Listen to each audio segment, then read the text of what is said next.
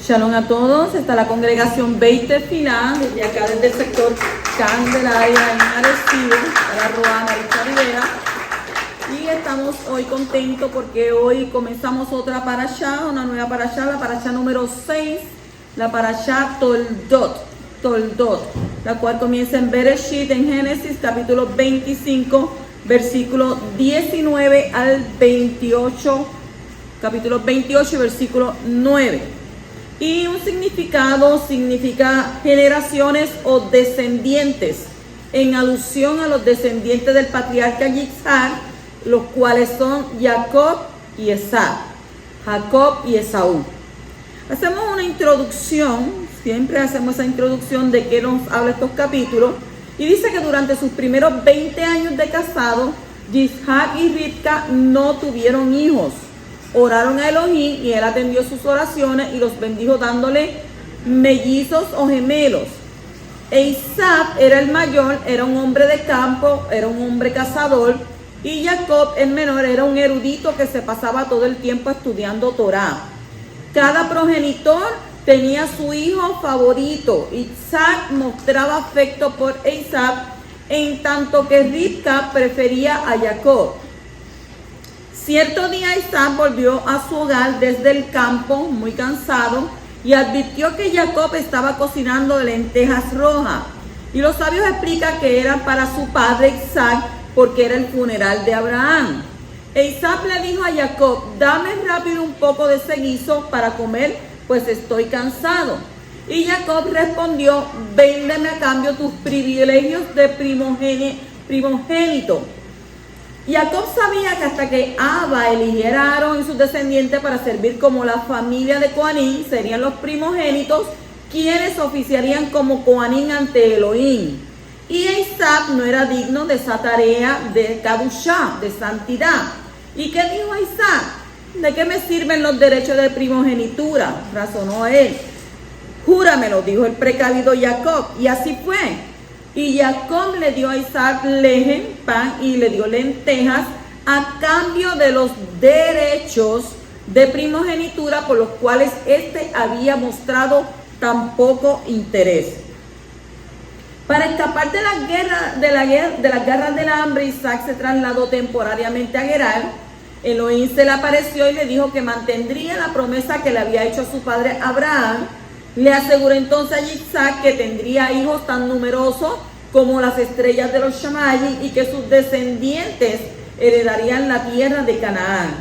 Y tomando las mismas precauciones que su padre Abraham, como vivo en la parashá de Clejá, Isaac le dijo a la gente de Gerar que su esposa Rivka era su hermana. Se repitió la historia.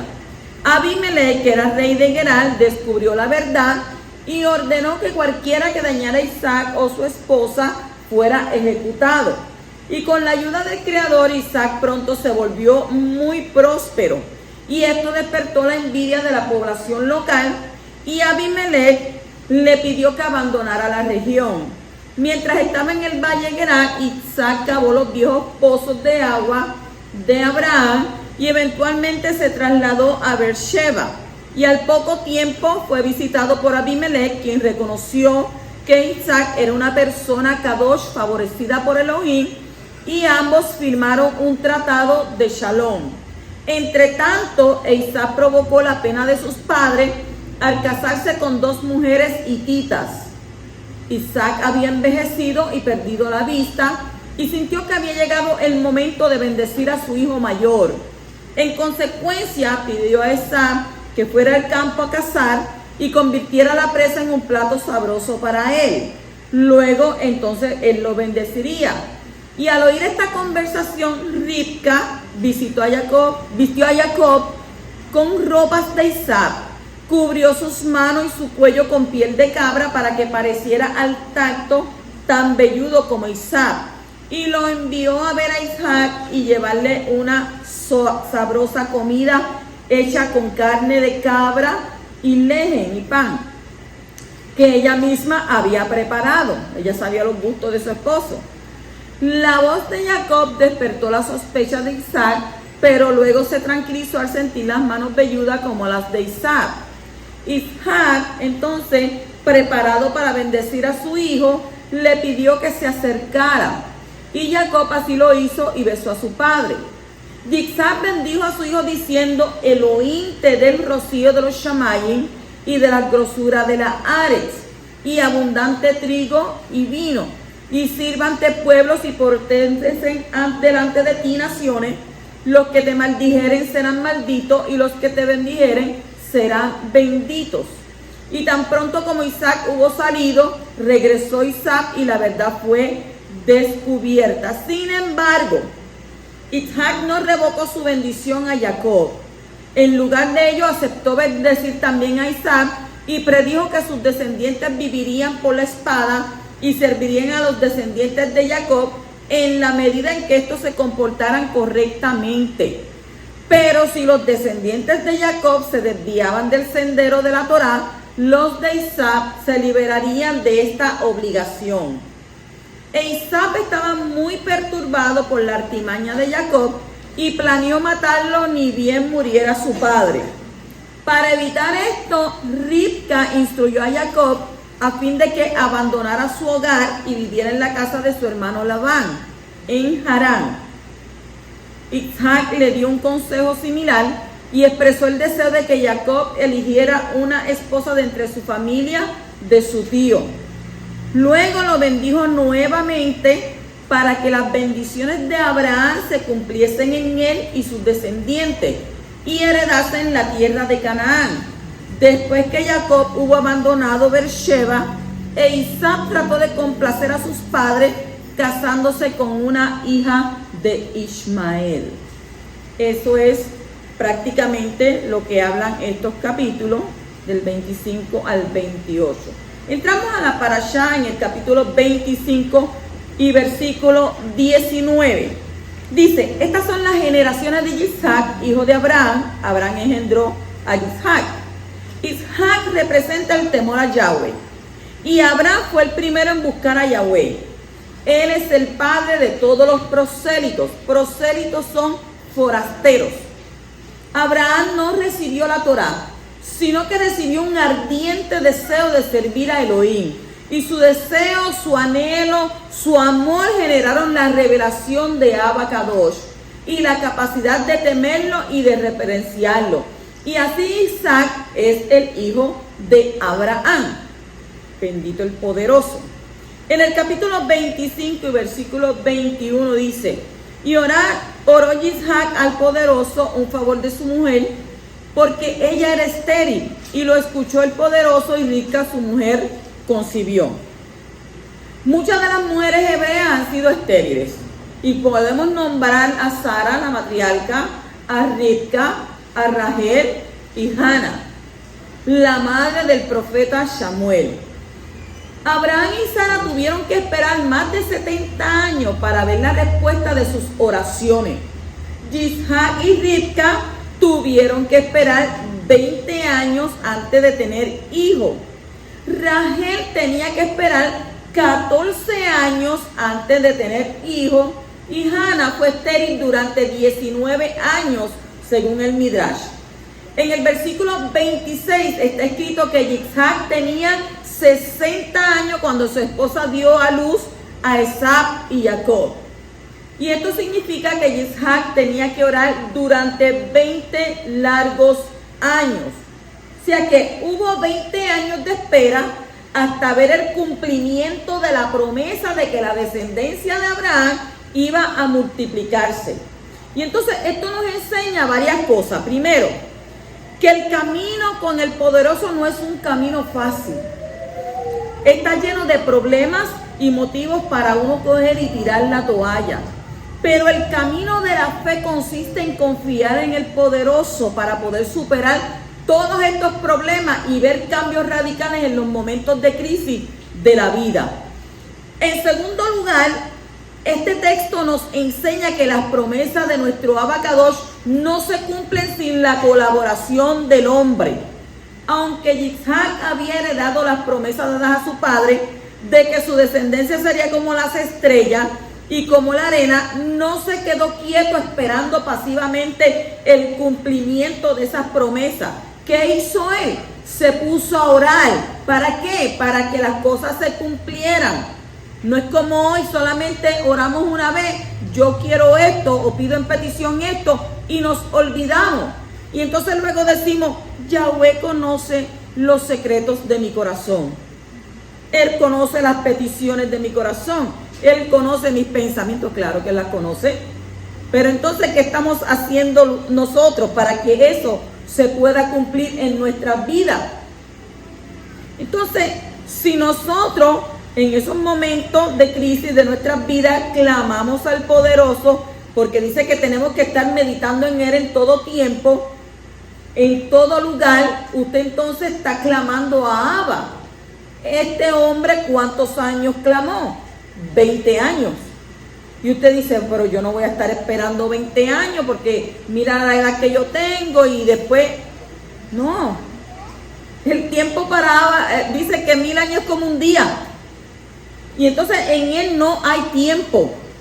En Él es cuando Él entienda y sepa que verdaderamente lo que tú le estás pidiendo, la petición que tú tienes, es necesaria para ti, no te va a perjudicar y es una petición que verdaderamente delante de nuestro Abba, Él entiende que va a ser beneficiosa para ti. Porque si tú estás esperando que Abba se ponga a cumplirte todos los deseos de tu corazón, estás equivocado. Porque las cosas no funcionan de esa manera. Para usted pedirle algo, como ejemplo, ellos querían tener hijos. Pero no es solamente tener un hijo, porque uno tiene que saber las consecuencias que vienen luego detrás de usted tener ese hijo, las cuales ellos pagaron también. Porque más adelante vemos cómo estos hijos, uno hizo una cosa y el otro hizo otra, y entonces hubo ¿qué? Enemistad entre ellos. Pues entonces no es solamente pedir las cosas para que Abba las cumpla, es que hay que saber cómo pedirlas y qué es lo que pedimos verdaderamente. El gran secreto para tener éxito en la vida es colaborar con el poderoso en el cumplimiento de las profecías. Y dice, y oró Yitzhak al Eterno en favor de su mujer. Pero él solo no estaba orando, Ribka también estaba orando. O sea que estaban los dos en conjunto orando por la misma petición. Y en este texto podemos encontrar algunas claves para tener éxito en la vida de oración. Número 1. Yitzhak oró basado en las profecías que habían sido pronunciadas sobre la descendencia de Abraham y sobre él en particular. Eso lo vemos en el capítulo 12, versículo 2, el capítulo 13, versículo 15 al 16, entre otros. Entonces, esto significa en primer lugar que no estaba buscando sus propios intereses en la oración, sino los intereses del Eterno, al igual que nuestro Adón Yeshua, según vemos en Lucas capítulo 22, versículo 42, donde está escrito, no se haga mi voluntad, sino la tuya. Y en Matitiyá, Mateo 6:10, también el motivo de la oración es que la voluntad del Padre Celestial se haga aquí en la tierra, porque así mismo como Yeshua oró, no podemos decirle a Abba que haga nuestra voluntad, sino que sea la voluntad perfecta de Él, porque hay cosas que Abba permite, y entonces entras en la voluntad permisible, no en la perfecta, y cuando entras en la permisible, ahí comienzan las consecuencias, ahí comienza el llanto, ahí comienza el lloro, y ahí bien comienza, ay, pero ¿para qué yo pedí esto? Y yo no hubiera pedido esto, ¿y por qué lo pedí? Si yo lo hubiera sabido, viene tarde. ¿Por qué? Porque a veces nosotros pedimos las cosas y no meditamos primero, ¿esto será bien para mí? ¿Esto traerá consecuencias para mí? ¿Estará de acuerdo mi Abba en que yo pida esto? Entonces nosotros tenemos que analizar y ver el motivo de esa oración, que la voluntad entonces sea perfecta de Abba para que se pueda realizarse aquí en la tierra.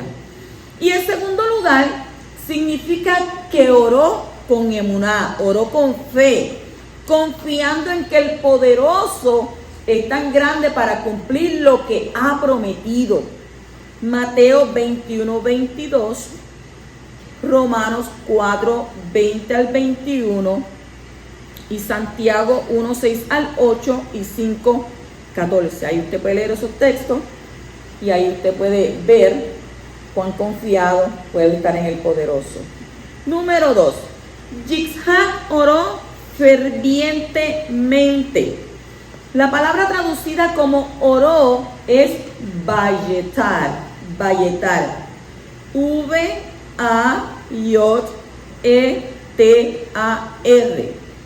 Vayetar, que viene de una raíz que tiene que ver con abundancia. Y en este contexto, según Rashi, esta palabra significa una oración insistente. Pero él insistió ¿por cuánto tiempo? Por 20 años. Estuvo ahí insistiendo, orando con fe, orándole al poderoso, creyendo en lo invisible, creyendo que él lo iba a cumplir. Podemos entonces buscar en Lucas 18, 1 al 8, Hechos 12, 5, Hebreos 5, 7 y Jacob 5, 15 al 16 para que haga un shiur sobre eso. Número 3, dice que Yitzhak oró sin cesar. Su oración insistente duró 20 años. Mire qué insistente fue él. 20 años. A veces nosotros oramos por algo y ya a la semana nos cansamos. Y volvemos y se acuerdan, sí, mira, me acuerdo de esta petición y ya, y se olvida. Y entonces caemos en el olvido por siempre. Porque pensamos que como Abba conoce nuestro corazón, pues Él sabe sobre esa petición que tienes ahí guardada. No, pero dice que Él oró sin cesar. Vemos entonces en Daniel 6:10 ejemplos. Daniel 6:10, Lucas 21:36, Efesios 6:18, Primera de Timoteo 5:5 y Segunda de Timoteo 1:3. Número 4. Dice que Yitzhak intercedió por su esposa. Con toda seguridad podemos decir que tanto Yitzhak como Rivka oraron. Pero la Torah dice que solo la oración de Yitzhak fue oída. Rashi dice que era porque él era hijo de un justo y ella no. Y por eso su oración fue más eficaz. Y también podemos destacar el hecho de que es más potente orar por otros que por uno mismo. Cuando uno sale de sí mismo y se preocupa por los demás, el poder divino es desatado sobre los necesitados. Y la intercesión viene a ser una poderosa. Ejemplo de eso, Job 42:10, porque Job tuvo que orar por sus amigos. Shemot, Éxodo 8, 28 al 31. Números 11, 1 al 2. Filipenses 1:19, Filemón 1:4 y 22, y Hebreos 13:18 y muchos más. Hay muchos ejemplos sobre esta intercesión, los unos por los otros. En el capítulo 25 y versículo 22 dice, y los hijos luchaban dentro de ella, y ella dijo, si esto es así, ¿para qué vivo yo? Y fue a consultar al poderoso. Oiga, por eso digo que uno tiene que saber por qué uno quiere, o sea, qué es lo que uno quiere y cuál es la petición. Porque entonces cuando Abba le cumple la petición, ella empieza a quejarse. ¿Y qué dice? Ay, ¿para qué vivo yo? ¿Para qué es esto que tengo? Ella sabía que estaba embarazada. ¿Quién le dijo a Ribca que ella estaba embarazada? En ese tiempo no habían pruebas de embarazo. Ella no sabía que estaba embarazada. Ella fue donde el poderoso a consultarlo, dice. Y Abba fue el que le dio la palabra a ella. Entonces, la palabra hebrea que ha sido traducida como luchaban se llama Vayitrotsatsu. V-A-Y-T-R-O-T-S-A-T-S-U acentuada. Vayitrotsatsu. Difícil. Y viene de la raíz Ratsats. R-A-T-S-A-T-S.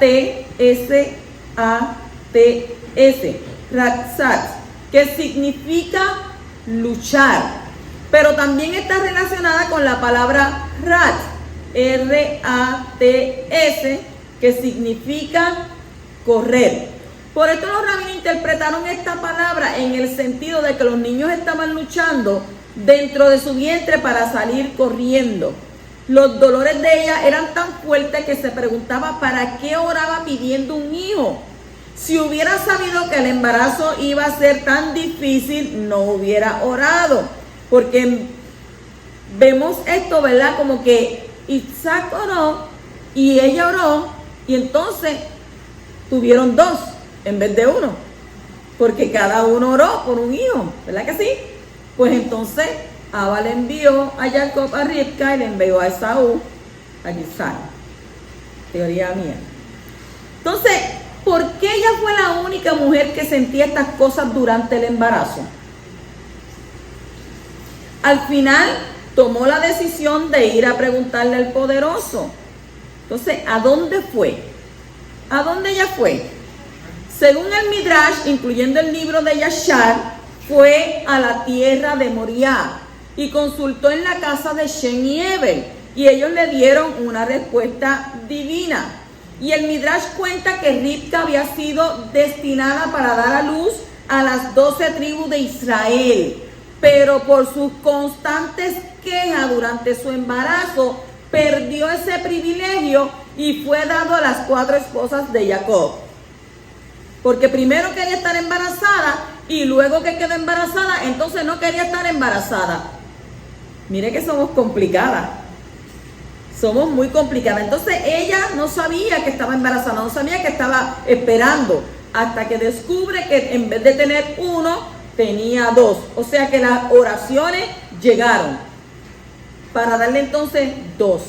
En el capítulo 25 y versículo 23 dice: y el poderoso le dijo: 2 naciones hay en tu seno y 2 pueblos se dividirán desde tus entrañas. Un pueblo será más fuerte que el otro y el mayor servirá al menor. Rashi explica la frase el gobierno pasará de una nación a otra, como significando que Jacob y Esaú lucharan una constante batalla y que el ascenso de uno debe de significar el descenso del otro. Y esta dinámica se aplica también a la vida de cada individuo. Uno no puede buscar la espiritualidad si al mismo tiempo se dedica a lo material, pues el ascenso de uno debe significar el descenso del otro. La persona debe ocuparse de las tareas espirituales, pues solo de esa manera podrá mantener e intensificar su conexión con nuestro Abba Kadosh. No podemos querer las dos cosas a la misma vez. Tenemos que anhelar ascender espiritualmente y ascender en sabiduría. Porque entonces si queremos tener sabiduría y entonces también queremos tener mucha riqueza, entonces tu tiempo lo vas a tener que dedicar ¿a qué? A la riqueza, a lo material. No vas a tener tiempo, tienes que atender las cosas. Entonces, ¿qué entonces queremos? Queremos intensificar nuestra conexión con nuestro Abba Kadosh. ¿En qué? En tareas espirituales. En el capítulo 25, versículo 25 dice: salió el primero rojizo, todo velludo como una pelliza, y lo llamaron Esab. El nombre Esab viene de la palabra Asui. Asui. A-S-U-Y. Asui. que significa hecho, terminado.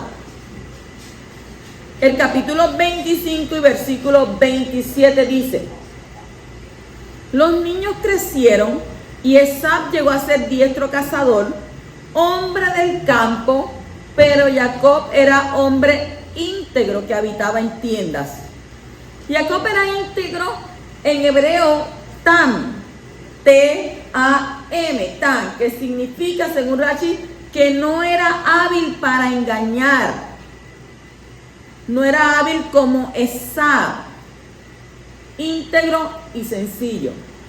El libro de Yashar dice que Jacob vivió en tiendas criando ganado y aprendiendo las instrucciones del poderoso y los mandamientos de su padre y su madre. Muchas veces nosotros nos tropezamos con personas así.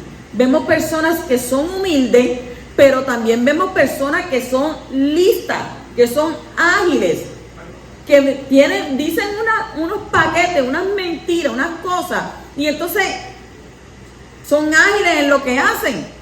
Sin embargo, también vemos otras personas que son ¿qué? Son personas más humildes, son más sencillas, no tienen la misma maldad. Porque hay muchos que tienen una maldad que eso es indescriptible. Pero hay otros que tienen humildad, que no son perversos. Entonces, Jacob era ¿qué? Era Tam. Era un hombre íntegro, era un hombre sencillo. En el capítulo 25 y 29 dice: un día cuando Jacob había preparado un potaje, Esab vino del campo agotado. Las lentejas son usadas para dar a personas que están de lutos. Por eso Jacob preparó la comida de duelo requerida para alimentar a su padre Yitzhak, indicando que él continuaría trayendo el Da'at de Abraham. Y Jacob también deseaba la primogenitura, que representa la sabiduría, como está en Salmo 111:10, que dice: lo primero es la sabiduría. ¿Para qué? Para aumentar su conocimiento en Elohim. El capítulo 25 y versículo 31 dice: pero Jacob le dijo: véndeme primero tu primogenitura. Mire cuánto Jacob sabía lo que significaba la primogenitura, cuánto él había estudiado al respecto para él pedirle a su hermano que se la vendiera. Entonces, la primogenitura, ¿qué es la primogenitura?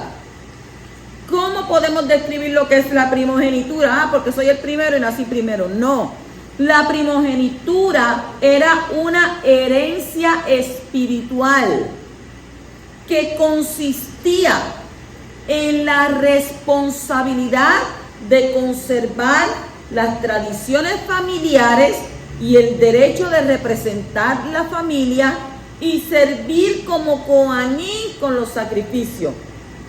¿Ve cuán importante era? Entonces, ¿qué podemos decir?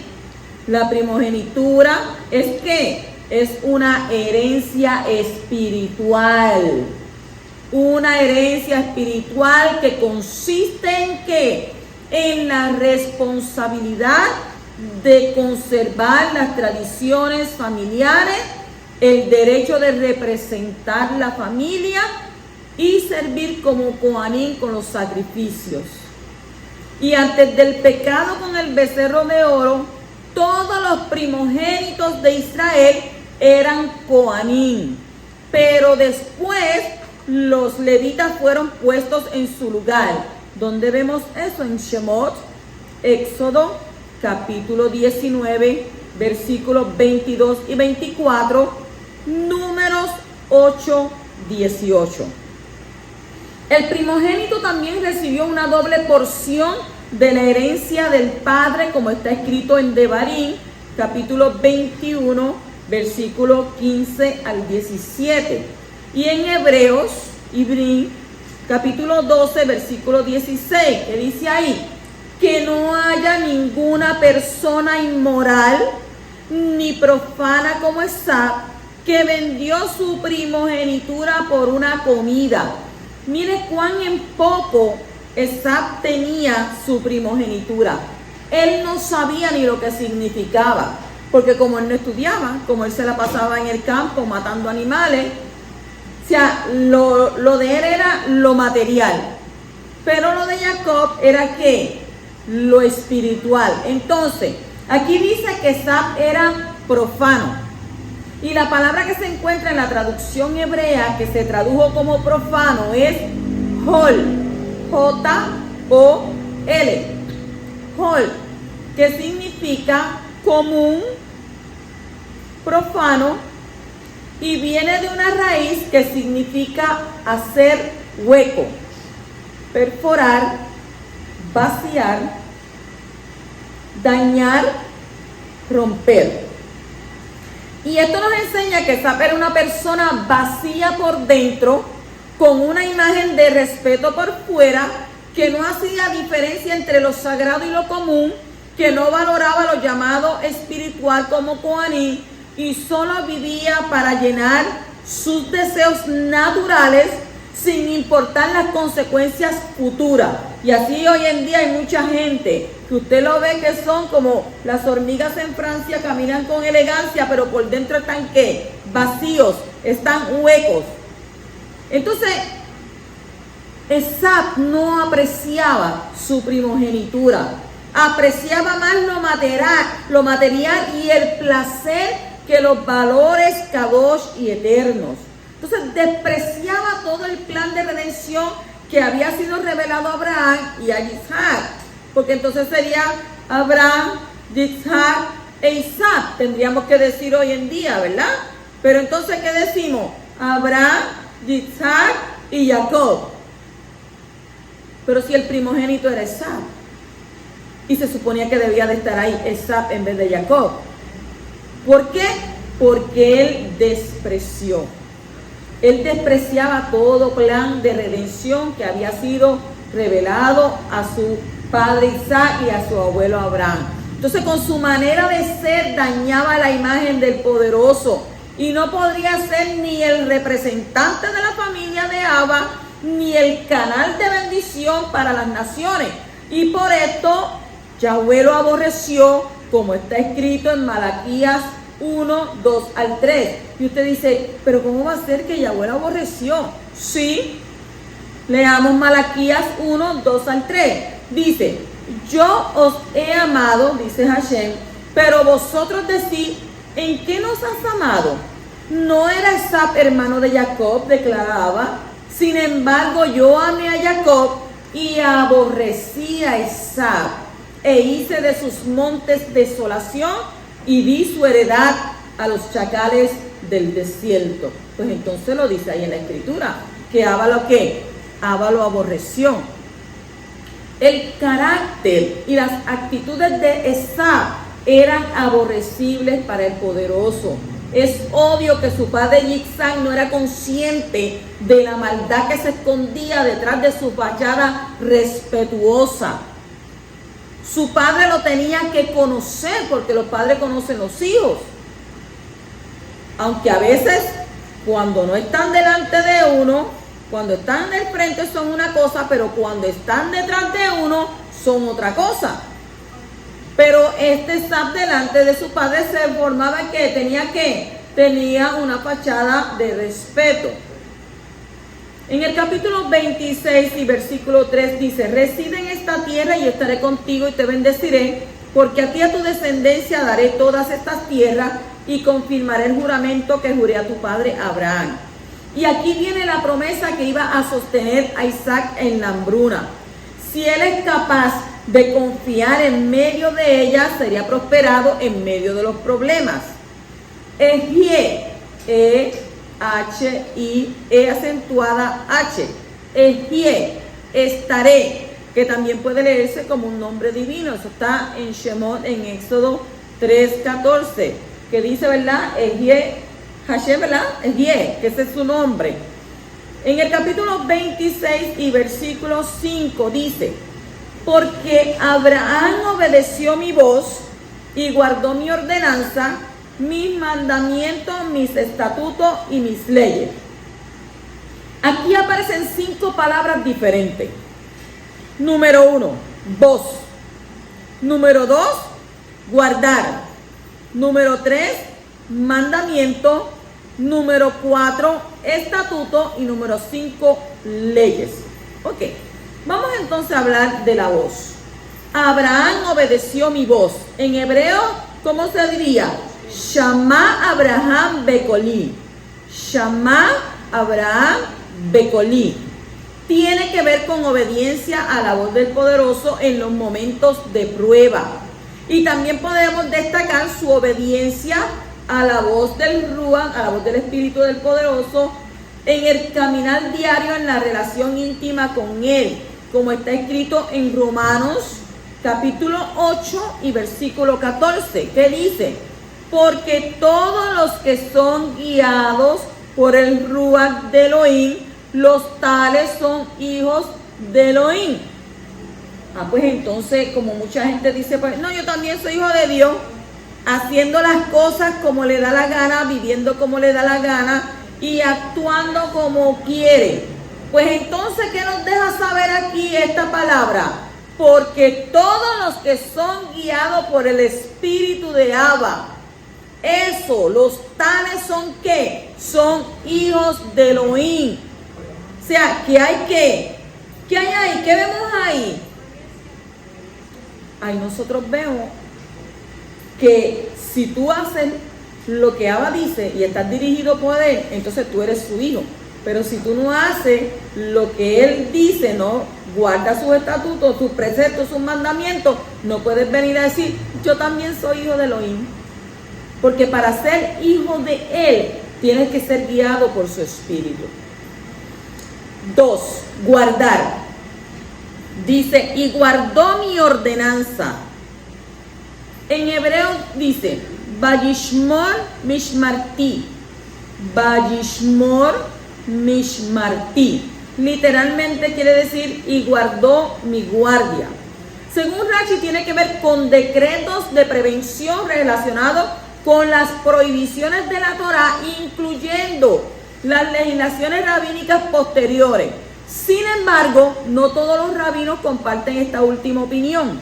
Y de esto aprendemos que Abraham tenía una actitud de ¿qué? De vigilancia y de cuidado en cuanto a las cosas de nuestro Creador que había que guardar. Él no tenía la Torá, porque la Torá fue dada ¿a quién? A Moshe en el Sinaí. Pero él sí tenía temor de Abba Kadosh. Él sí guardaba los mandamientos de Abba. No había que enseñarle la Torá, porque ya él lo hacía. Entonces, número 3, mandamientos. Dice mis mandamientos. Aquí se encuentra la palabra mitzvot. Mitzvot, M-I-T-S-V-O-T. Mitzvot, que normalmente incluye todos los mandamientos del Creador. Sin embargo, Rashi le da aquí un significado limitado, refiriéndose a las leyes de carácter social que son naturales para el ser humano, como el no robar, no derramar sangre, etcétera, etcétera. Las leyes de carácter social normalmente son llamadas mishpatim. Mishpatim en la Torá, M-I-S-H-P-A-T-I-M. Mishpatim. Mitzvot entonces son ¿qué? Mandamientos. Y las leyes de carácter social son ¿qué? Mishpatim, según la Torá. Número 4 dice estatutos. Mis estatutos. En hebreo, Jukotai. Jukotai. J-U-K-O-T-A-I. Jukotai. Son aquellos mandamientos que no tienen explicación lógica, contra los cuales se revela la inclinación al mal, más que contra los otros mandamientos. Número 5. ¿Qué dice? Leyes. Y mis leyes. En hebreo, Betorotai. V-E-T-O-R-O-T-A-I.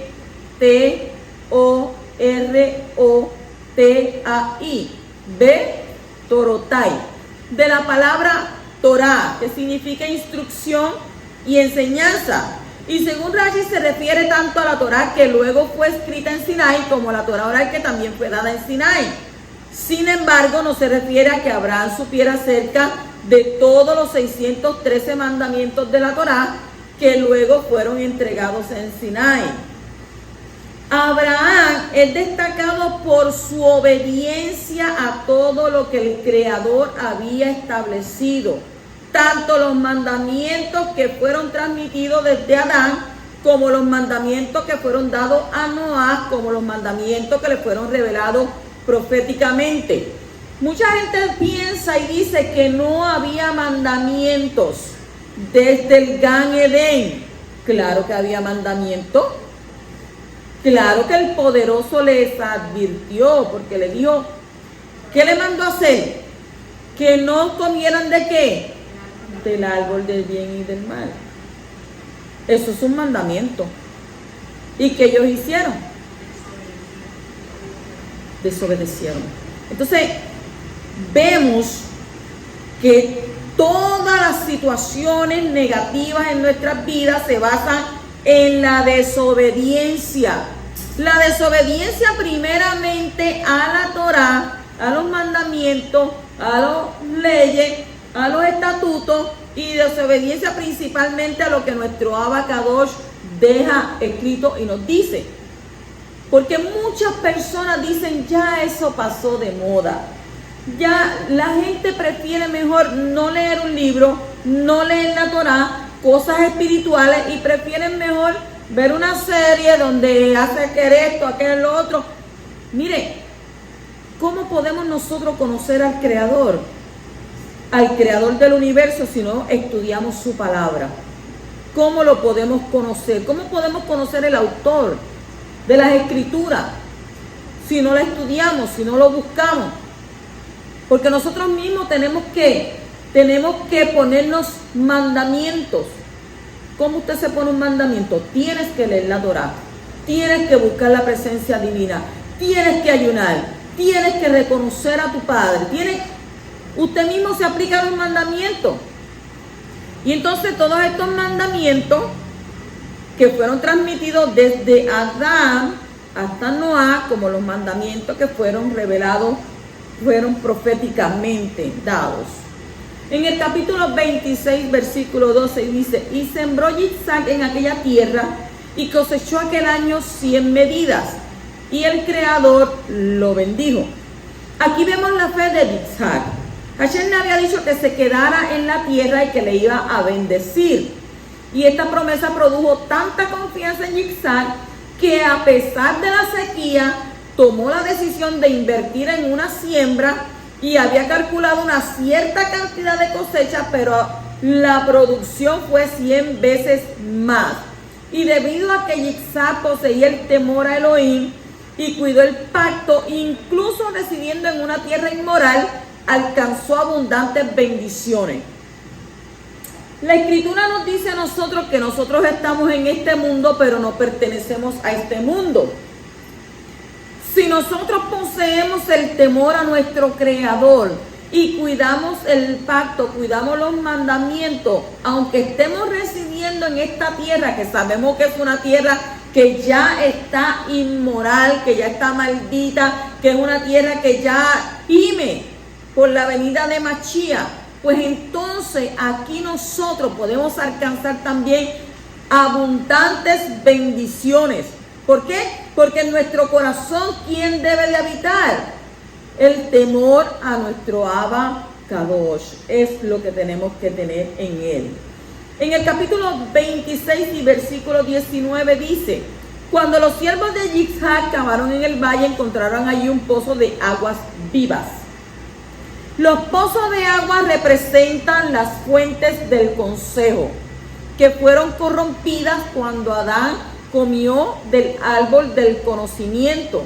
Desde ese entonces se nos oculta el sendero correcto y debemos trabajar para revelarlo. Y aunque Abimelech desafió a Yitzhak una y otra vez, Yitzhak continuó cavando hasta que finalmente pudo revelar el consejo apropiado para todos. Nosotros, como personas, debemos de ¿qué? Debemos de buscar la fuente del consejo. ¿Cuál es esa fuente del consejo? La Torá. La Torah es una fuente de consejo para nuestras vidas. Y debemos de buscar ¿qué? Buscar el sendero correcto a través de ella y trabajar para poder revelar cuál es ese sendero correcto.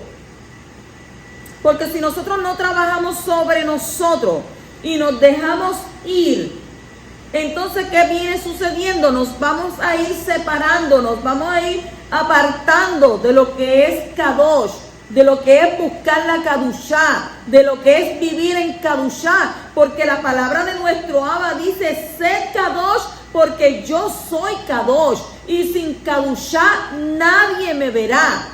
Y aún dice más que en aquel día que nada inmundo, nada sucio podrá entrar a la presencia de Abba.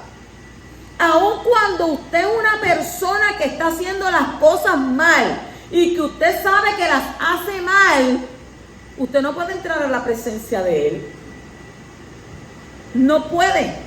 ¿Por qué no puede entrar a la presencia de nuestro Abba? Porque dice que sin Kadushá nadie podrá entrar, nadie podrá verlo. No, sí, pero yo me arrepiento y entro y oro, ¿sí? La palabra dice y establece que Él no desprecia un corazón contrito y humillado. Pero también la palabra dice que aquel que sabe hacer lo bueno y no lo hace, le es contado por pecado. Pero dice también la Escritura que aquel que reconoce que está haciendo las cosas mal, se humilla y se aparta de lo que está haciendo, entonces recibirá ¿qué? Misericordia. Entonces pues hay unas leyes, hay unos mandamientos de los cuales nosotros tenemos que guiarnos, nosotros tenemos que seguir. ¿Para qué? Para entonces recibir ese consejo apropiado para nuestras vidas. En el capítulo 27 y versículo 1, continuamos hacia adelante y dice: y aconteció que siendo ya viejo Yitzhak y sus ojos demasiado débiles para ver, llamó a Esab su hijo mayor y le dijo: hijo mío. Y él le respondió: heme aquí. Yitzhak envejeció. O sea, nosotros hablamos de la historia de esta familia, pues sencillamente, pero no sabemos cuántos años transcurrieron. Pues Yitzhak envejeció. Esta expresión hace referencia a una persona que envejece con santidad. Y está aquellos que envejecen sin santidad y cuya larga vida le da fuerza al otro lado. Isaac representa los juicios, y así en la medida que Isaac envejecía, Esaú crecía. Y Esaú encarna el mal de aquellos que envejecen sin Kadushá, sin santidad, y que también está enraizado en el juicio. Y para contrarrestar ese mal, ¿está quién? Está Jacob, el Yahudí temeroso de Elohim, que debe llevarle un regalo ¿a quién? A Yitzhak, para mitigar los juicios y decretos. Y ese regalo es ¿qué? La caridad. Dado que la caridad contrarresta los efectos del mal y revela el favor divino. Hay gente que no son caritativos, que pueden ver a una persona en necesidad, y Abba nos envía a nosotras que si tú ves a tu hermano en necesidad, le ayudes. Usted muchas veces se pudo ver eso, personas en su casa en necesidad, y quizás usted iba, sí, yo voy a orar por ti, y que Abba, no, orando y con el mazo dando. Hago la oración, pero también te proveo. ¿Para qué? ¿Ves? Porque si tú llegaste hasta esa casa, quiere decir que el poderoso te utilizó para que tú fueras a llevar la oración, pero también fueras a llevar la caridad. Pues entonces orando y con el mazo dando, porque imagínense, no, pues vamos a orarle al Padre, que te ayude, y mucha gente, ay, mira para allá, está bien, viene a orar por mí, pero yo también puedo orar, pero yo estoy orando, estoy intercediendo delante de Abba para que envíe a alguien que me pueda venir a ayudar. Pero entonces cuando la persona va, ay, yo voy a orar por ti, yo intercedo. No. Oye, si tú no eres ciego, tú estás viendo la necesidad. Y si tú ves la necesidad, ¿qué es lo que tú vas a hacer? Dar el favor divino. Porque dice la Escritura que cuando tú das, el poderoso te lo multiplica al 100 por 1. Pero hay algunos que tienen los bolsillos llenos de bueyes y amarrados, que cuando van y meten la mano, dicen, no puedo meter mi mano ahí porque me pican. Y entonces, ¿qué sucede? Si no das caridad, no pretendas que a ti te den. Porque es imposible que tú estés pidiendo y pidiendo, y Padre, dame esto, y Padre, dame aquello, y Padre, tú, y lo otro, y tú qué das. Esto generalmente es como el banco.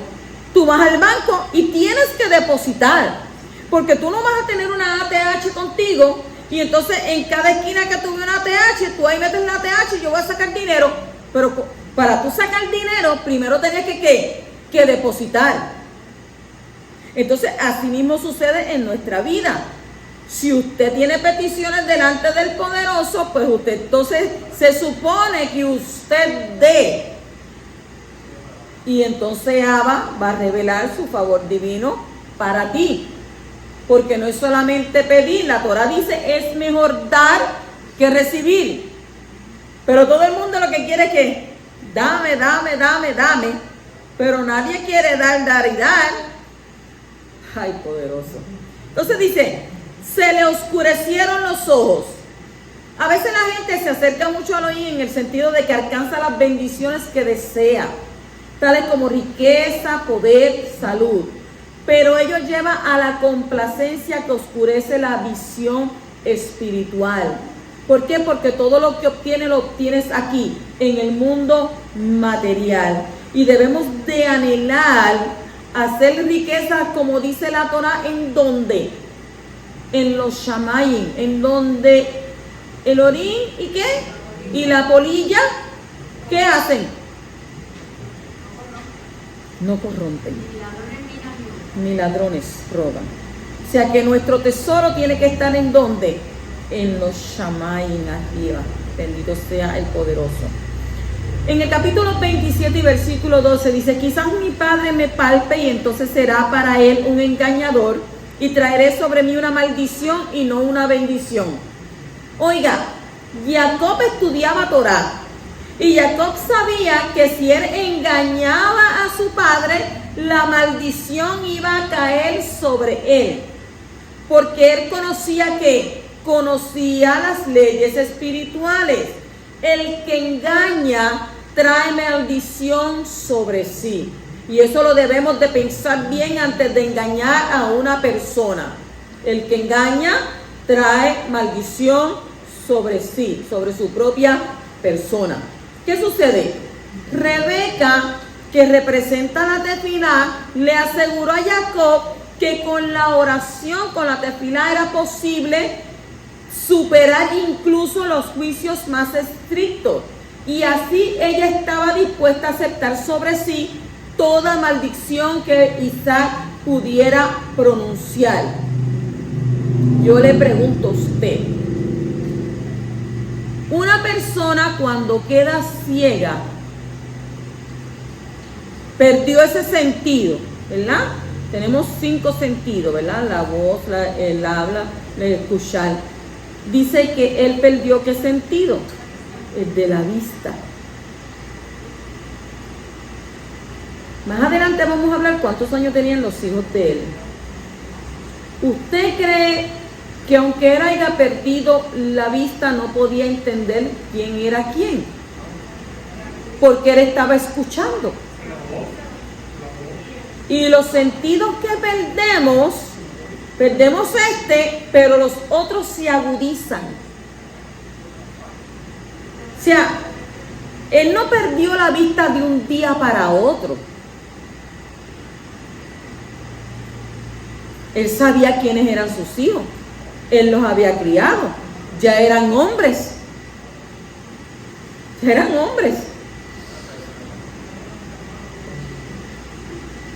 ¿Cómo es posible que Isaac no supiera quiénes eran sus hijos?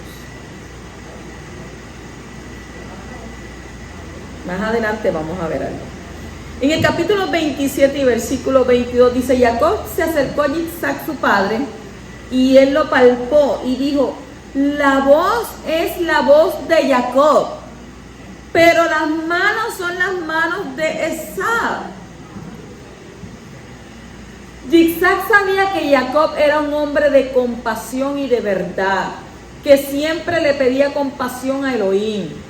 Isaac también sabía que Esaú era un malvado, una persona demandante que utilizaba la fuerza para obtener lo que deseaba. Isaac quería que Esaú se arrepintiese por lo que trató de acercarlo.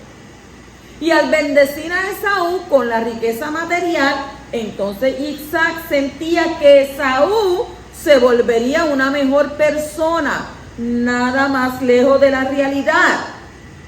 Porque si una persona es malvada, no teniendo dinero, imagínense teniendo dinero, teniendo riqueza, peor. Pero como siempre hay una mujer detrás de cada hombre, ahí estaba Rebeca, que según he estudiado, era la matriarca la que mandaba en la casa. Y Rebeca conocía la profundidad de la maldad de Esaú. Y ella sabía que Esaú pecaría mucho más si tenía riqueza. Y de modo que instruyó a Jacob para que tomase las bendiciones para sí. Y cuando Jacob se presentó ante su padre Isaac, oyó su voz, supo cuál de sus hijos estaba delante de él, y así Isaac hizo notar: la voz es la de Jacob. Aquel que es recto, aquel que ora, aquel que siempre despierta la compasión de Elohim. Pero las manos son las manos de Esaú. Pues comprendió que Jacob se había presentado con las vestimentas de Esaú en la posición de demandar las bendiciones. Y más aún, Isaac comprendió a partir de ese ardid, de ese engaño, que Jacob merecía realmente las bendiciones. Porque no me diga usted a mí que usted no va a conocer cuál es cuál. Porque una piel de cabra no es igual que una piel de un humano. Puede tener los vellos que tenga, puede ser tremendo hombre lobo, un oso, un ochito. Qué bonito ese ochito, tanto persito. Pero él tenía que entender quién era quién, porque está escuchando, esta es la voz de Jacob. Ah, pero tiene la mano de Esaú. Negativo. Él sabía que Esaú no se merecía esas bendiciones por quien era él, porque ya él le venía dándole dolores de cabeza a ellos, porque él era un imponente, era un arrogante, y las cosas que se le decían que no, él las tomaba porque él lo quería. Entonces, continuamos en el capítulo 27, versículo 39 al 40. Entonces su padre Isaac respondió y le dijo: he aquí, de la fertilidad de la tierra será tu morada, y del rocío de los Shamayim. Por tu espada vivirás y a tu hermano servirás. Mas acontecerá que cuando te impacientes, arrancarás su yugo de tu cerviz. En esta bendición no está mencionando a Abacadosh.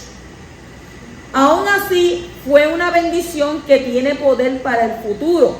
Según Hebreos capítulo 11, versículo 20, Isaac pronunció esta bendición por la fe, como está ahí escrito: por la fe bendijo Isaac a Jacob y a Esaú aún respecto a cosas futuras.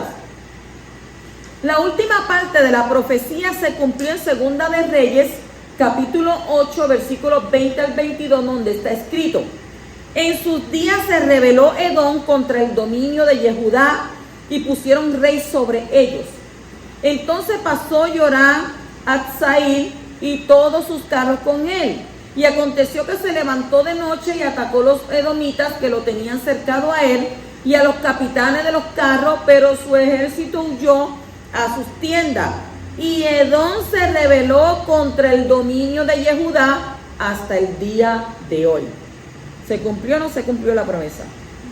La bendición que fue pronunciada sobre Esaú ha producido el imperio romano, y la civilización occidental. Y según Rashi, la fertilidad de la tierra se refiere a la región de Italia y Grecia, donde un nieto de Esab, llamado Sefo, T-S-E-F-O acentuada, Sefo, llegó a ser rey. Mira hasta dónde llegó esta profecía. En el capítulo 28, capítulo 3 al 4 dice: y el Shaddai te bendiga, te haga fecundo y te multiplique para que llegues a ser multitud de pueblos, y te dé también la verajá de Abraham a ti y a tu descendencia contigo, para que tomes posesión de la tierra de tus peregrinaciones, la que Elohim dio a Abraham. Entonces vemos como la bendición de Abraham no pasó a Esab, sino ¿a quién? A Jacob y a su descendencia. Y estos versículos reafirman lo que hemos visto antes, que la bendición a Abraham implica las tres cosas: Elohim, el pueblo y la tierra. ¿A quién implica esta bendición? A Elohim, al pueblo y a la tierra. En el capítulo 28 y versículo 5 dice: entonces Isaac despidió a Jacob y este fue a Padán Aram, a Labán, hijo de Betuel arameo, hermano de Ribca, madre de Jacob, y Esab. Podemos hacer un cálculo de la edad de Jacob cuando llegó a la casa de Labán. Cuando Jacob se presentó ante el faraón en Egipto, tenía 130 años de edad. Según Bereshit, capítulo 47 y versículo 9. Ya había pasado 7 años de abundancia y 2 años de sequía desde que José fue puesto como gobernante con 30 años de edad. Y de esto sabemos que José nació cuando Jacob tenía ¿cuántos años? 91 años de edad. Y según el Talmud y el libro de Yashar, José nació al final de los 14 años que Jacob había servido por sus 2 esposas, porque él trabajó ¿cuántos años? 14 años. Entonces Jacob tenía 77 años de edad cuando llegó a la casa de Labán. Y el Talmud dice que Jacob se ocultó estudiando en la casa de Ebel durante 14 años, desde los 63 años hasta los 77, antes de seguir su viaje hasta la casa de Labán. ¿Qué edad tenía José cuando los hermanos lo vendieron?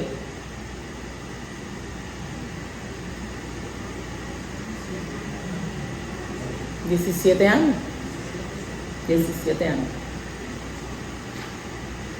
¿Por qué yo digo que en esta casa, en la casa de Isaac, Ribca y sus 2 hijos, se ve la autoridad de Rebeca?